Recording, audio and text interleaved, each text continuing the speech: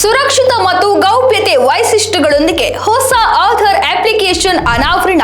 Digital ಇಂಡಿಯಾದ ಹೊಸ ಹೆಜ್ಜೆಯೊಂದಿಗೆ ಭಾರತದ ಡಿಜಿಟಲ್ ಸೇವೆಗಳಲ್ಲಿ ಹೊಸ ಅಧ್ಯಾಯ. ಮೊಬೈಲ್ನಲ್ಲೇ ವೆರಿಫಿಕೇಶನ್, ವೈಯಕ್ತಿಕ ಮಾಹಿತಿಯ ಮೇಲೆ ಬಳಕೆದಾರರದ್ದೇ ನಿಯಂತ್ರಣ. ಭಾರತದ ವಿಶಿಷ್ಟ ಗುರುತಿನ ಪ್ರಾಧಿಕಾರವು ಇತ್ತೀಚೆಗೆ ಹೊಸ ಮತ್ತು ಸುಧಾರಿತ ಆಧಾರ್ ಅಪ್ಲಿಕೇಶನ್ ಅನ್ನು ಬಿಡುಗಡೆ ಮಾಡಿದೆ.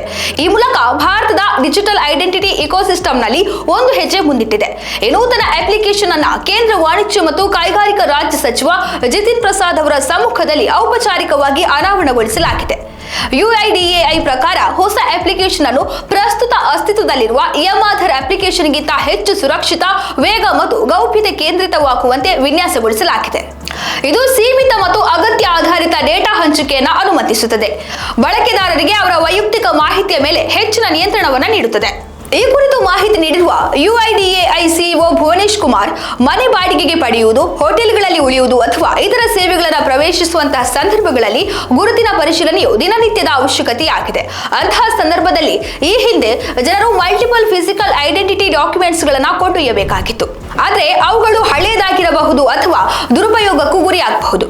ಆದರೆ ಈ ಹೊಸ ಆಧಾರ್ ಆಪ್ನೊಂದಿಗೆ UIDAI ನೀಡಿದ ಡಿಜಿಟಲ್ ಸಹಿಯುಳ್ಳ ಐಡೆಂಟಿಟಿ ರುಜುವಾತುಗಳನ್ನು ಅಧಿಕೃತವಾಗಿ ಪರಿಶೀಲಿಸಲ್ಪಟ್ಟಿದೆ ಎಂದು ಪರಿಗಣಿಸಲಾಗುತ್ತದೆ. ಇದು ಪರಿಶೀಲನಾ ಪ್ರಕ್ರಿಯೆಯನ್ನು ವೇಗ ಮತ್ತು ಹೆಚ್ಚು ನಿಖರಗೊಳಿಸುತ್ತದೆ. ಈ ಅಪ್ಲಿಕೇಶನ್ ನೇರ ಆಪ್ ಟು ಆಪ್ ಪರಿಶೀಲನೆಯನ್ನು ಬೆಂಬಲಿಸುತ್ತದೆ.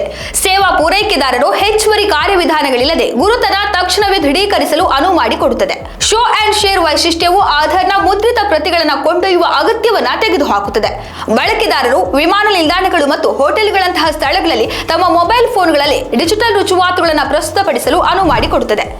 ಹೊಸ ಅಪ್ಲಿಕೇಶನ್ ಸ್ವಯಂ ಪ್ರೇರಿತವಾಗಿದೆ ಮತ್ತು ಅದರ ವಿನ್ಯಾಸದಲ್ಲಿ ಗೌಪ್ಯತೆ, ಸುರಕ್ಷತೆಗಳನ್ನು ಹೊಂದಿದೆ. ಇದು ನಾಗರಿಕರಿಗೆ ಪ್ರಕ್ರಿಯೆಗಳನ್ನು ಸರಳಗೊಳಿಸುವ ಮತ್ತು ಭಾರತದ ಡಿಜಿಟಲ್ ಸಾಮರ್ಥ್ಯಗಳನ್ನು ಬಲಪಡಿಸುವ ಗುರಿಯನ್ನು ಹೊಂದಿದೆ.